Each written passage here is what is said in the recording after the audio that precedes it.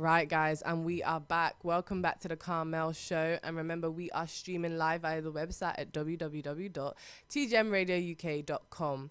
And you can find us on Instagram as well and on Twitter. Now, our guest is in the building. Hey. Hello, how are you? Good, thank you. How are you? I am good. So, we have Mr. Dwante Navire. Am I saying it right? Yes, Dwante Navire. Where does that? Okay, so my name. So if you take the word wanted Yeah, and okay. put the D in front, Okay. you get Dewante. Yeah, okay. And then Navire is an old French term for vessel or vase. So basically my name means wanted vessel. And I have like this mantra that I go by that if you can provide value, and if you're useful in society, you're going to be wanted. So wow. I'm on a quest to become the most wanted. And is that your actual name, or is this your like industry type? Industry. Ooh, yes, this one is going to stick. Now tell us about your musical journey. Where did it all kind of start for you? Okay, so growing up, learned how to play the piano. Then started doing poetry, but then poetry just wasn't sitting it for me. So got to uni, picked up guitar. Okay. Second year of uni, bass guitar. And I thought, wait, I've got all these pieces. Okay. Why don't I just put it together, start producing, start making my own music? Now, interesting because I used to put out like, let's just say like R&B, like straight R&B. But what the issue was, my sound was dated. Okay. So it's quite interesting that I went to a show one time, ready to perform. Right. You see the level of people that are performing. Okay. That day I didn't perform Why? because the standard just wasn't good enough. Yeah. It just wasn't good enough. So literally Yeah. went home, took everything down. Grinding. Literally started from bottom up. Then I spent like 2 years just working on my sound. Yeah. Recording, listening, showing people, this vibe is good. Okay. So I literally just been doing that till where I am. But you say, like you felt like your standard wasn't good enough, but you're an actual vocalist. Like what I will say about you is that you can actually sing. Like you've actually got a good sound. So what do you mean when you say it wasn't good enough? Do you feel like it was your stage performance or like your nerves or confidence? The actual type of music I was producing, or just putting out there, it wasn't current. So for example, you play today's tracks, you put mine next to it, you can appreciate the musicality of it, but it wouldn't go onto someone's playlist. Right. It just wasn't current. Right. So it just didn't fit. Like for example, you do a performance and you see the heads are like, you see the vibrations. Just wasn't cutting it. You feel like, where would you fit into? So then what's your musical influences? Who did you kind of grow up listening to? Growing up, I listened to Donald Jones. Okay. Ooh. Boys to Men. Okay. Not sure if there's a guy called Willie Moore Jr. He's an American artist. But yeah, these are the people, and Music Soul Child, can't forget. Yeah, okay. So these are the people that taught me like my melodies, right, harmonies. Okay. So from young, I had quite a good musical brain. Yeah. So then obviously you're getting older, then you're seeing like the Mr. Silver, Quams, they're coming on the scene with this whole Afrobeat. Right, okay, okay. This is all, it's making sense now. It's making sense. Okay, so that was where is that where you feel like you were coming in as? Because they were very much like, if you're talking about, they were doing like funky house type, trying to bridge that into Afro beats and like, yeah, because we were on this funky house thing. Like, is that when you were kind of? No, I was still watching. You were still watching, but yes. but that's where you were kind of like peeking through to see what the. Yeah, because I always said to myself, like, if I decided to jump on this Afrobeat thing, I think I could actually do it and make waves, but I just kept like holding off. Okay. And what actually made me like start on this like more Afro, adding Afro to my sound was, sometimes you're out and about, then you just see those people that are like, oh yeah, we should do music sometime. Yeah, we should do music. Yeah. Yes. So there's one guy, I kept seeing him all the time, like, yeah, we should do music. So I'm like, okay, if I was going to do a track with him, it's going to be an Afrobeat. So why don't I just start preparing? Yeah. So I tried something, showed my people, they're like, right, this is actually hard. Yeah. But imagine when it's like, okay, cool. You've just like discovered a new superpower. Imagine that, but you don't fully know what the extent. what you could do you know what I'm saying? Yeah. That's why I had to take some time out, literally, to just develop it and master it until. So I'm currently 2 years into actually releasing music. Okay. But prior to those 2 years, I literally took 2 years out to literally master my sound. Okay, so in the process of you kind of watching and just visualizing the industry, what do you think about the climax of Afrobeats from where it was to that funky house sound, to now? What do you kind of think about it? I feel like it went, so it came mixed in with other genres, then it became quite heavily Afro. Yeah. And I feel like now it's going back to where it's been mixed in with a lot more Afro genres. swing, Afro, because now I feel like just in the music industry in general, there's less of this genre specific, that genre. It's more of a blend of sounds. So you kind of have to be a bit more versatile in this day and age, because before maybe only a certain type of people would listen to R&B and that's it. But now the same people listen to R&B, the same people listen to Afrobeats, bashment, and all mixed, so yeah.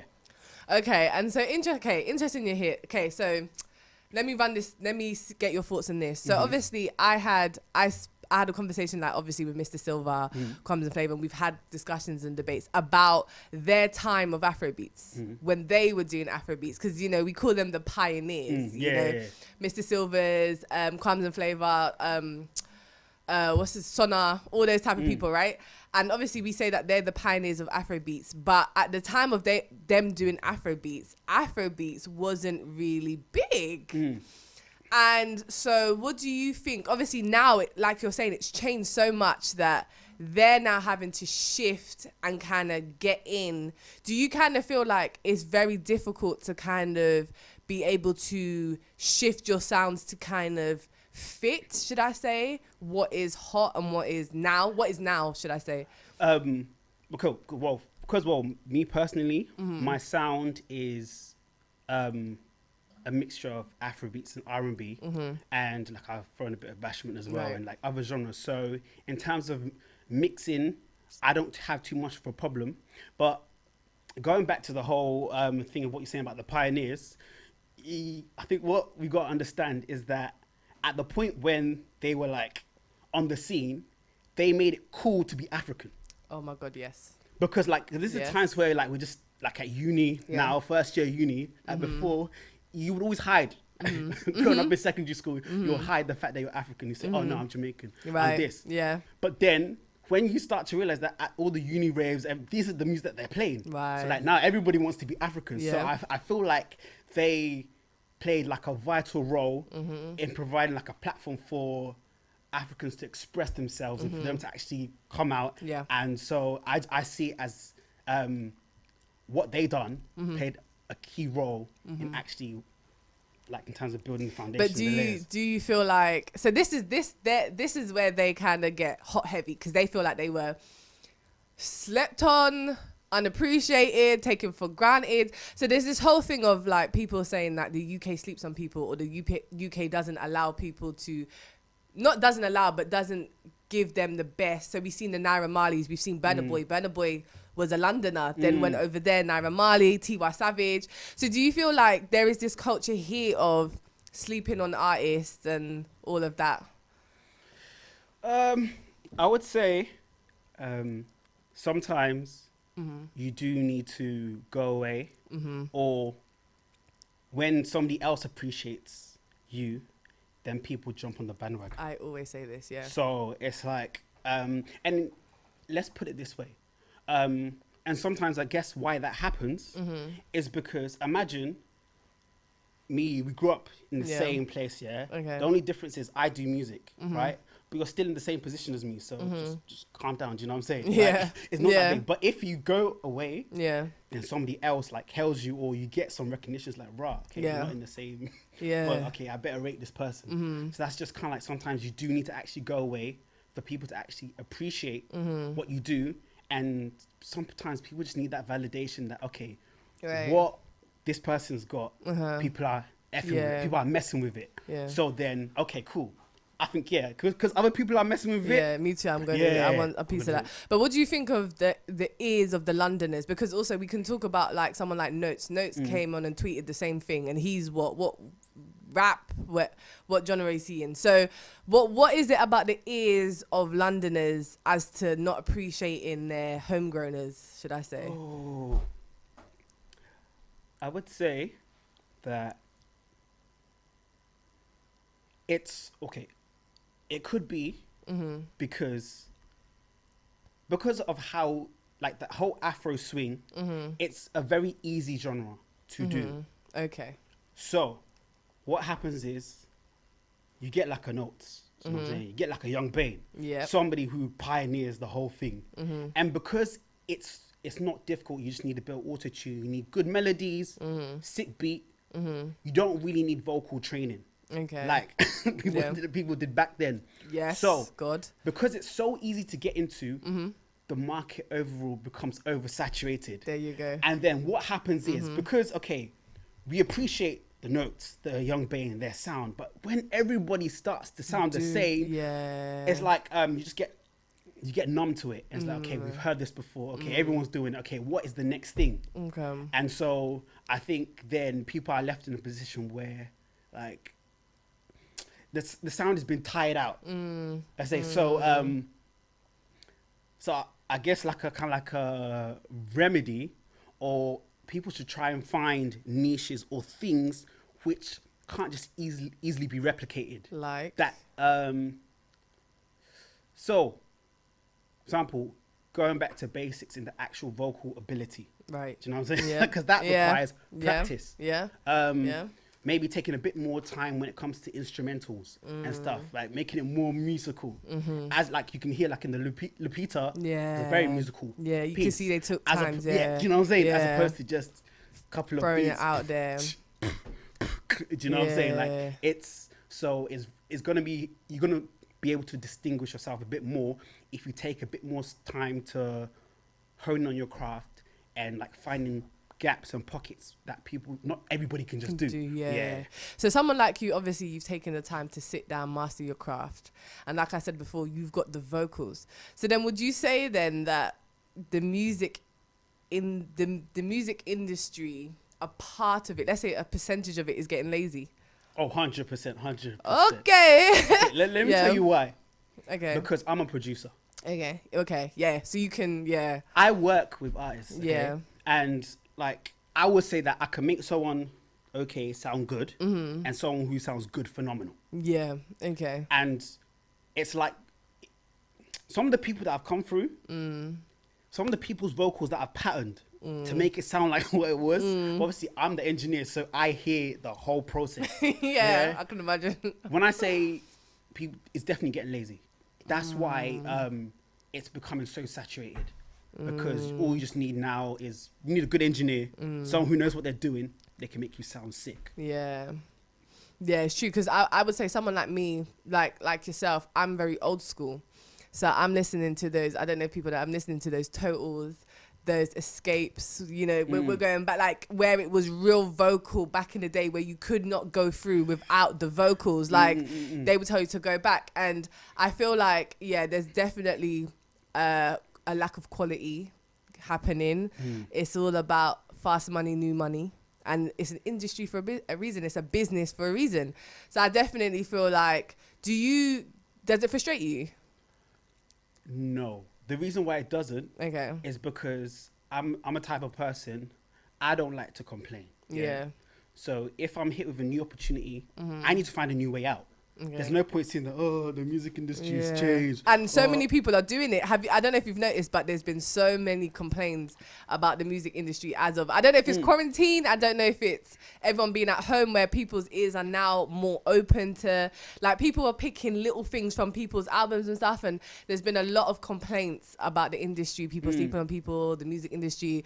What's this new one now? Everybody's saying that artists don't appreciate producers. That's the new tweet of the... What's going on, man? But I would say, like, the reason, I can understand why somebody would make a comment like, artists are not appreciating producers because of the role that the producer has to play in this day and age. So, back in the day, it's like the artist was actually kind of the main person, because you had to be able to do those runs, those riffs, get those harmonies on slap, because the technology just wasn't like back then. So, So the producer had much more of an easier job. He wasn't putting as much into it. Now, because nowadays people are looking at the beat a lot more than the actual vocals, because anyone can just jump. So a lot of the onus is on the producer now. That's why producers are starting to get a lot more credit, and producers are feeling, because of the work that they have to do, that we should almost become like the artists, because let's enjoy or it get that too. recognition. Recognition, yeah. Wow, this game. Okay, well, we've had a juicy bit of a conversation. We're going to be back. We're going to take a little bit of a musical break. We need to just let all this information that we've just received just penetrate the mind. So we're going to take a musical break, and we will be back after this. This is Christina Carmel. Stay locked in. Right, guys, and we are back. You are locked back into the Carmel Show. And remember, we are streaming live via the website at www.tgemradio.uk. So you can catch us there. And our guest is still here. Hey. Hello. Hello. So now we were talking all things industry, and let's kind of like move away from that and talk about you. Okay. So what's kind of been some of your highlights so far in the industry? I would say some of the people I've worked with. Give us some names. So, okay, I've actually worked with Wayne Wonder. Oh, really? I've worked with Beanie Man. Really? Yeah. Wow, how was that? It was mad. We were just talking about. See, now we have to be talking because now you brought it up. We were just talking about what were we talking about?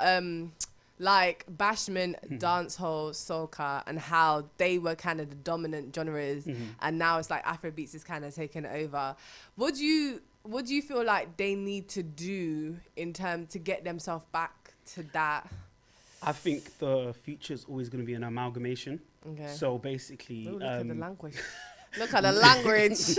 It's going to be mixing that bashment with Afrobeats. A bit more like the lingos. Like Pataranking, or just... or like a complete... Because that's a complete fusion. That's an African doing. But do you genuinely mean like more collaborations, or how would you... Or Afrobeat artists doing... How we doing this? I would say... okay, I can only kind of like speak for myself. Okay. So like... If you know like some of the tracks and stuff that I've got to release, they do have this Caribbean presence or element. Okay. But you can still tell I'm African because of the lingo. Yeah. Because it's like I'm putting African lingo over Caribbean beat. Okay. Or just mixing them and matching. So the thing about these like genre, like the Caribbean music and stuff like that, they have their places. Do you know what I'm saying? Like, especially in the clubs, like bashment. Have or had. See? The thing is, okay, if you're talking about the newer artists coming onto the scene, maybe. But I would say bashment still music, dancehall, they still have its place. Because for example, every motive, you'll always see that there's a section dedicated. But see, that's the UK, because that's our vibe, that's our culture. Like, I feel like in London, we're not going anywhere without bashment. Like, we're not having no parties without bashment. Your party's dead if there's no bashment, because that's what we grew up on. And I feel like for a lot of us, I was like saying before, like, especially for me, I grew up on dancehall bashment way before I knew Afrobeats. Like, and I'm African, do you understand? And that was the vibrations in my household. But I feel like, if we're talking London, I feel like that's us. Like, but everywhere else, I feel like, it's just Afro. There's nothing wrong with that, because Afrobeats, but I'm like, they're losing that thing that they used to have, where it's just like that vibe. But funny enough, though, speaking that, when you go to Africa, straight bashment and dancehall, and that's where they're at. They don't even want to hear none of this UK stuff. But then that's the thing as well, because at one I think it was an Afrobeat Takeover Network, one thing that we came to realize is that sometimes in England we're in a bubble. I've said this, and we don't actually realize, like, yes. if you deep it, there's the whole French world. Yes. Yeah. That's like Congo to the girl. Yes. Do you know what I mean? Yes. Cote d'Ivoire, all these places. And get Belgium in front, like literally that is a whole new world. Do you know what I'm saying? But we're just a bit more oblivious to it. We hear of Franglish and other artists, but like there's so much happening within the different circles. But because in England, we're here, we're in a bubble. So we're just thinking, okay, the Afro swing, Afrobeats, drill. Yeah, we're only now just jumping on that South African vibe. That South African, and it's like now we're just like drawing it out. Like, yeah, we're very bubbly. It's very true. We are very bubbly. So in terms of going back to you now, so you said like some of the people you've worked with and stuff like that. But what has been some of your not so glamorous times? So you know, like when you ask somebody to do something for you, Yes. and then they air you, or they don't come through. Yeah. And I'm the type of person, let's say if I ask you to do something, Yeah. and you don't do it, Yeah. I'm gonna take your job. What does that even mean? So let me quantify this. Okay. Yeah? So for example, there was a guy, because at the time when I couldn't play guitar, I would ask him, oh please, could you just play guitar for my track? I don't mind even paying you for it. Can you just play guitar for my track? Yeah. He began to become a bit long, so I'm like, okay, you know what? I don't want to be dependent on him all the time. So I bought a little guitar, started practicing. 1, 2, developing. And then I was able to play. Come on. Yeah. And now I'm like even playing at the same shows that. And you don't need to ask again Do you know what I because mean? you've Because mastered. Yeah. That is definitely for this industry. That is something you have to be 12 steps ahead, and by that point you're unstoppable and you're untouchable, and the same people you would beg for now have to come to you. It is. That's why I always say to people, master your craft, master your craft, because then you become of value and you're unstoppable. So who are, obviously you've got, I messaged you today because I had a little bit of something. I was like, what is going on here? But who are some of the people you would like to like work with? And some people that I would like to work with, I would say, okay, I'll go UK, Africa, then America. Okay, go on. So in the UK, I would love to work with, what's his name? Okay, the Rara is one person. Okay. That's one person. Another person is Mr. Easy count? Is it UK? Yeah. Yeah. Okay. Yeah. Mr. Easy. Okay. Somebody back in Africa. Our King Promise. Someone I love to work with. YC. Okay. Yeah, I got some friends. Okay. And in America, we'll have to be Bryson Tiller. Okay. That's one of the main ones, Bryson Tiller. Okay. Because he's been part of my musical journey in terms of the transition from the other R&B to like the new age R&B, then from the new age R&B to my whole Afro twang, the mix of Afrobeats and R&B. So yeah. What made you want to tap? Obviously, you've kind of touched on this a little bit, but what made you want to kind of tap into that African sound and not just do R&B? So it's like before, it's like there's a whole side of me that I just wasn't using or utilizing in my music. Yeah. So, because obviously you growing up in a Western society. Yep. So you got your more Western influences, Right. but then you grew up in an African household, you know what I'm saying? No. And in African communities as well. So there's this whole heritage, this whole side of you and I realized that there's a whole side that I wasn't even using in my music. You weren't expressing. So like literally when I put the two together, it's literally like an embodiment of who I am. So, and it's like, because it's as if I found my niche or space and I get something that I was very good at. Because growing up, I wasn't the best vocalist. So like when I was like either singing in groups and stuff, I always used to be doing the harmonies, always in the background. So I decided, okay, I found a lane here. Let me literally hone it. Let me work on it and take it to where it's come to today. So obviously you've now found your niche and stuff. What has been some of the biggest lessons so far as you've kind of maneuvered through? One thing I would say is that you don't know everything. You never know enough. Okay. There's always more to learn. Okay. Because at one point, I remember 2 years ago, I made one song. I didn't think it was possible for me to make a better song than this. Like it got to the point like, no, this song is mad. Am I actually going to be able to make a better song than this? So much so that I didn't release it, or I just held on to it. Okay. Sometimes that's good, but I held on to it because I thought, nah, I can't bring it out now because I'm not big enough. But then, just looking at the music that I've made since, and I think back to that mindset, because like with music, it's ever expanding. There's always that As your new mind thing grows, to discover. So I would say that one of the biggest lessons I've learned is that I shouldn't be so afraid to share a good or hit song, because sometimes as artists we tend to hold on to the best ones, just waiting for a time. Sometimes that actually never comes.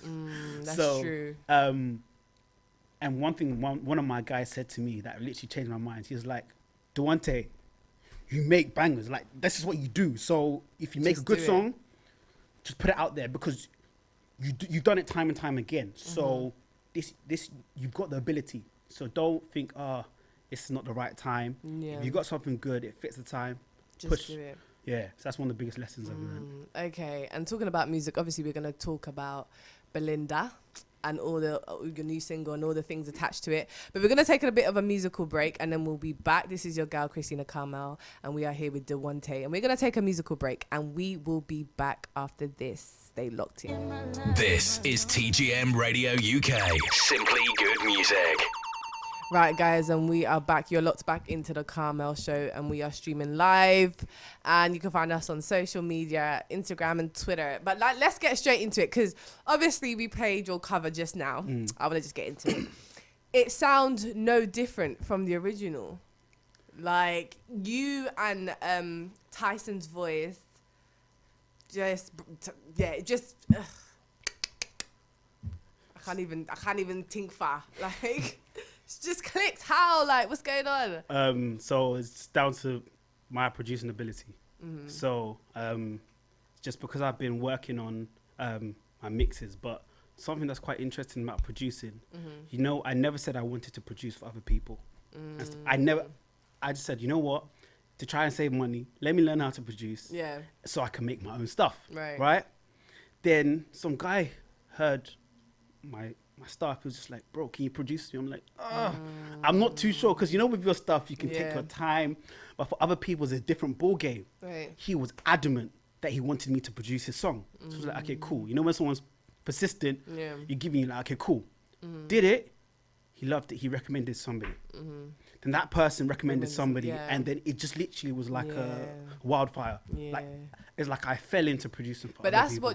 But that's what happens with a lot of people. A lot of us just fall into things, but that's what God wants for you to be. You're walking into your destiny, like you're walking into your purpose, and that's what it is. And sometimes the universe will just put you, like, I want to play ball, no, go and be a producer. Like, that's how the universe will place you where you need to be. Yeah, and I want to be like producing's been a big game changer, because that's kind of like helped me to stand out a bit. Because like when I say everybody's trying to be an artist right now, everybody, listen, is actually mad. So I thought, because also I'm a Gemini, and you know there's that whole two sides.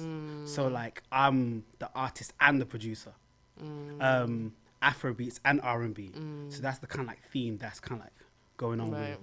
So as a producer and a vocalist, again, let me pick your brain. Let's be picking brains. Okay, so as a producer and a strong vocalist, we've seen a lot of our dear UK friends trying to do music. Everyone, every influencer, no shade, trying to do a little something. What are your thoughts in it? Bearing in mind that it can work. Because I personally, I'm a testament that I think Ivorian Doll, what she's been able to do, I like that. So it can, but what do you think of everybody trying to do music? So this is the thing. At the end of the day, the main things that people are wanting to achieve is fame, success, to be known. Okay, and sometimes some people use the influencer route. So they build up a mad following as an influencer. Then all of a sudden, they drop a little tune. It blows. Why? Because they've got support. They've got somebody that values them. So it's a bit of a tough pill to swallow, but it's the actual person that people fall in love with more than the music itself. Because there's sometimes these artists that we love, if you actually deep some of the tracks that they've dropped, you're like, "Ugh, okay, but because you love them, it's like, nah, this is a banger, I don't care. But when you actually take a step back and you listen, like, this wasn't that It's great. trash. It's right, but because we just love who they are as a It's person, true, you know. we're gone. Anything they drop, we absorb it, we're taking it in. So that's what I'm saying. It's a bit of a tough pill for people to swallow, yeah. but it's a bit more than just music. It's who you are. But I think it's more than just music era has gone. I think do you know, like we were saying, we're old schoolers, so we like that old school, and that was where it was really about the music, because it was about the heart and it was about the soul. And I think now it's just been watered down, and like I said, it's a business and it's an industry, and I think now it's just about quick coin and what makes sense quickly. But another thing that's quite interesting, this whole corona thing has leveled the playing field like crazy. It's mad, because you see, before, like the artists who are out there, what they had over the other artists, they could flex, they could stunt. What are you going to be doing flexing in your living room? Stay in your house. You know what I'm saying? You can't. Yeah, it's true. They could do shows. They could pack out arenas. They could do this that other people can't. But now that everybody's at home, shows are not really popping like that. So now it becomes more about the music. And have you seen the difference? Oh, like many people are quiet. You cannot hear pimp. Listen, Quiet. it's so true. Because they thrive off the touring, the shows, all that clout, going on traveling some next destination just to stun and everybody see, I'm on a jacuzzi. Yeah, do you know what I'm saying? true. But now it's like when you take away all that stuff, now because this whole corona thing has literally leveled the playing field. So now, it's so true, and it's paining them. Like there's a few top artists that it's paining them. It's paining them. A lot of our the ones that we've loved who have been very quiet during this are watching others thrive, and it's paining them. It's really paining them, but it's so true. And I was having this conversation with somebody the other day, and it really is like anyone's game now. Yeah, it really is anyone's game. Yeah, because like it's now, because people are realizing, even like industry people are realizing that you put all your eggs into one basket, something like corona hits, and like these top artists who've got like crazy deals, they can't really do much. So they're now also looking at other people to invest in. Let's put our eggs in more baskets. Facts. And I think because they were focused on the same people all the time. There was the same 4 I can think of that everybody's always watching. 1 is making noise, 2 is making noise, 1 is very quiet, and the other one, and I feel like everybody was always watching them for music and for quality, and now it's like it's anyone's game. Like now we're noticing the up and comings, we're noticing, and people are bringing out bangers, like, and it's a different game. And I remember Shopsy Doo was the one that said the game is about to change. That the game is about to completely change. And by the time the doors open, I don't know what's going on here, but when the doors actually open, maybe 2021, and it's showtime, it's time for everyone to come out, we're going to have some big up-and-coming artists that are just about to... There's going to be big people taking over the scene. New faces, new music. It's going to be fun. Yeah. Shows. Ooh, yeah. You looking forward to shows? Oh, 110%. Oh, come on. 110%. Okay, so we are back. You are locked back into the Carmel Show. And remember, we are streaming live. So thanks for staying with us if you're still here. And we are still here with Dewante in the building. Hey. Ghana's finest and that. Come on. That's it. Charlie, it's not easy, Joe. Anyway. So, Belinda. Why the name? So, there's certain songs, So, what happened with this whole song? Okay. I created the beat one time. I created the beat, but I'm like, hey, this beat, it's got some ginger inside. There's some pepper, some stew, some everything inside. So, I'm not ready to come and attack it. Okay. So I left it. Then I was like, okay, cool. I need to bring out a bit more of an Afrobeat tune out into my repertoire. Do you know what I'm saying? Ooh, language. Ooh. So, okay. I visited this beat. Then all that was in my head as I was playing it. Dun, dun, dun, dun, dun, Belinda. Da, da, da, da, da. Like That was all that was in my head. And so I was like, okay, there's certain things you have to build the song around Belinda. And then I was just getting like different vibes. And I was like, okay, let me add some guitars into this. And it just started building and it just took me to a whole new place. So like usually when I'm writing songs, I usually create the beat first. Okay. Then I let the beat dictate how I should feel. Then I channel that vibe into the energy, to the vibes, and then I start building piece around. Wow. Yeah. And what has kind of been the response to this single? How has it been hitting? Because obviously now we talked about Corona, so everybody's listening differently.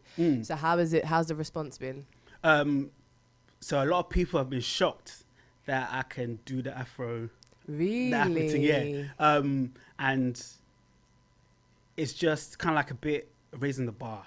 I felt like I did raise the bar with this track, and there's just generally a lot more respect people have for my craft because they see like there's multi-talent. You've set the tone. Yeah, so people have definitely been feeling the track, and especially like I think it was a week ago, I went to, there was a house party that was happening. I literally more than 6 people. Jesus, Boris. Come on. But I went to this house party. Yeah. Then the organizer was there. It's like, oh, you're here. Do you want to perform your song, Belinda? I'm just like, well, this is a good opportunity. So start playing the track. There's also like a step routine to it as well. Yeah. Everybody was just vibing, and people really loved. And I think it was kind of like a really good move for me to present a more Afro sound than an Afro blend, if that makes sense. Yeah. So I felt this was the right time to put it out there to show people this is just the taste of what's to come. Yeah, what's to come. So where are you trying to go with this Afro sound now that you've sprinkled a little bit? Afro. So like next if you know me, there's a term I use, Afro twang. And basically what that is a mixture of Afrobeats and R&B. Okay. So in terms of like my sound, I'm really trying to pioneer and literally push to the limits of how you can actually blend the two together in ways that not many people have heard. So bringing back a lot of those old school R&B melodies that people love, the ones that are just timeless, that those songs timeless that ones, I grew up on, that changed me, and like people still listen to this day, but also on modern beats, because Afro is a popping genre. So I just feel like you have the timeless nature of the R&B that just it's just through the ages. Yeah. Then you have the new wave of Afrobeats that is just literally just making waves. So when you put the two together, I call it perfect alignment. Yeah, so one for the body, one for the soul. Oh, this boy's English nobby is the boy. So obviously, where in Ghana are you from? So my main family is based in Accra. Okay. My dad's in Zima. My mum's Ashanti. Okay, so would you ever incorporate? Can you speak Tree? Yes. Fully. Yeah. Like proper going then. I'll say. Because people do this thing. Yeah. Then. Nah, I can understand it very well. We all can. Yeah. But can you go on? Go on. Let's have a conversation. Well, then start. Go on and start. Ask me something. Yeah, Fro was saying. Oh yeah, from me. Dwante Navire. I was gonna say my government. I was literally gonna say my government. You nearly caught me out there. Yeah, from me Dwante Navire. One swear. Yeah, from me Christina. Okay, and like so, Wolfrey Hifa. Oh, me free Reading. Ah, yeah. Okay, we'll leave it there. Yeah. I was gonna, but I need to polish up my damn self. So let's leave it there. So. Would you ever incorporate some of that tree into? Oh yes. That would be a vibration, There's some things coming throwing up that little kente. When everyone walks around like in a circle. That's why I've literally just been experimenting with actually putting my mother tongue into actual music, but still keeping it modern. And what I can share in terms of what's to come. I'm looking to put together a project this year, where there'll be an EP, where there'll be an album, where there'll be a mixtape, that's still You're yet just to be throwing out there. way too many. I was trying to see something like, okay. Whether we'll see when, but in terms of the vibes that are coming for no cap, like the vibes You're ready. on this project is crazy, and some of the collaborations as well is crazy. So this year I'm gonna be feeding the fans. Okay. Feeding This year or next year? Because this year. So before, like, what, 3 months left? Yeah. Really? Yeah, You're going to hit them like yeah, that? Yeah. Oh. Yeah. Because, you see, because the things I've been preparing for quite a while. And I've been sitting on some stuff just because I would say the time hasn't been right. Or I'm not in a position where people can actually appreciate my craft or what I do. And I feel like now that breakthroughs are now happening, this is the time not to slow down. This is the time to pick up, show people what I can do. And so just going full steam ahead, really, and not looking back. Have you had any kind of thoughts for 2021, or you kind of just testing to see what happens? So this is the thing about the music industry. You just, things can change. Like, for example, this whole Corona thing literally changed plans. Yeah, that's a lot what I'm of people saying. So people and are myself. just, yeah. So how I normally operate is that, okay, I've got this ready, I've got this ready, I've got this ready. If the industry moves in this direction, I'm running with this. Come on. If it goes in this direction, stay ready. So I'm running with that, because that's the thing. You can't complain about, oh, the industry's changed.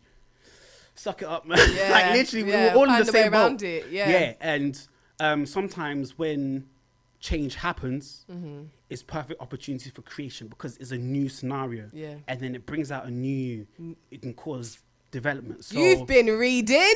You've been reading. I'm dead.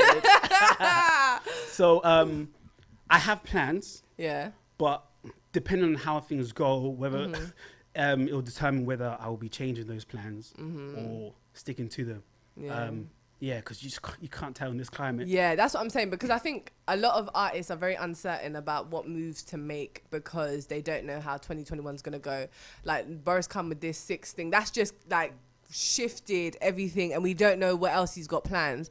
So you kind of, like you're saying, have to kind of just make multiple plan A, B, C, and D and see where it goes off. But in terms of, like, visuals for Belinda, are they coming? Are they, how are we feeling? Okay. So in terms of visuals for Belinda, I'm caught whether it will be a dancey video or a storyline video. Okay, I'm trying to think of the picture cover you've already kind of put out. That already kind of tells, because you're like leaning on the girl. You're already starting something. I don't know. I can't explain. Do you know what I'm saying? Like, you've already started something. So you could run with that, but you could do the dance. But I suppose everybody's doing the dancing thing.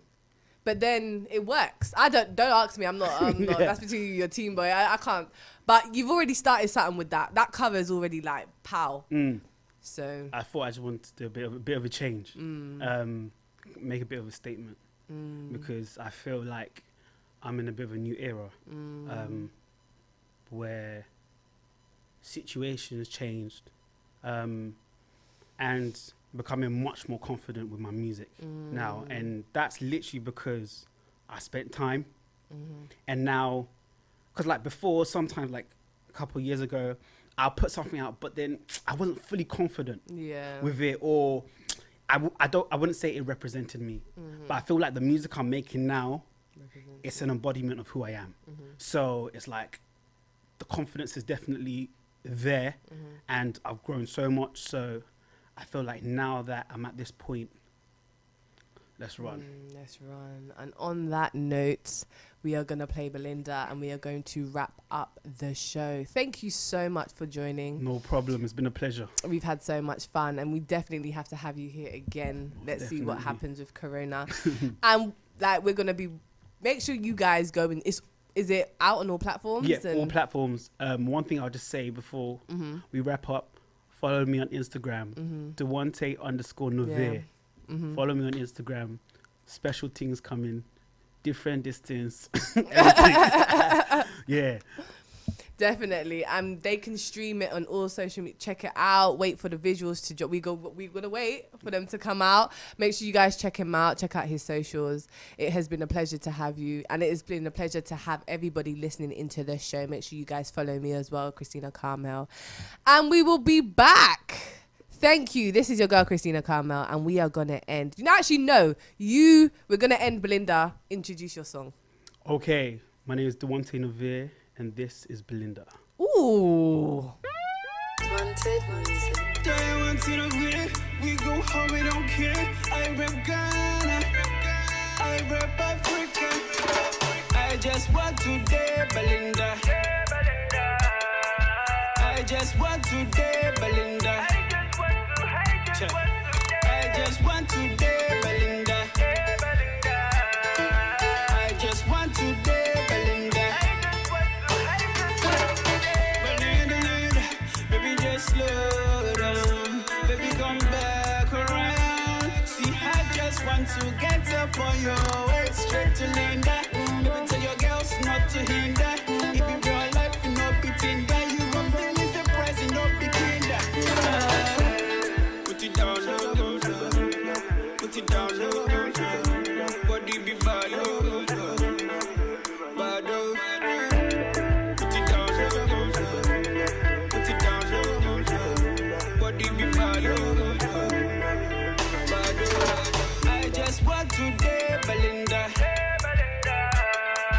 I just want to dare Belinda. I just want to dare Belinda. I just want to dare Belinda. Always coming true, executioner. I never get complaints by the cucumber. She feel it from my way, guess it's new to her. Baby, what's your name? Anita, Amina, Aliyah, Aria, Abina, Fatima, Nakita, Belinda. Put it down low, put it down low. Body be bad, bad. Put it down low, put it down low. Body be bad, bad. I just want to dare Belinda. I just want to dare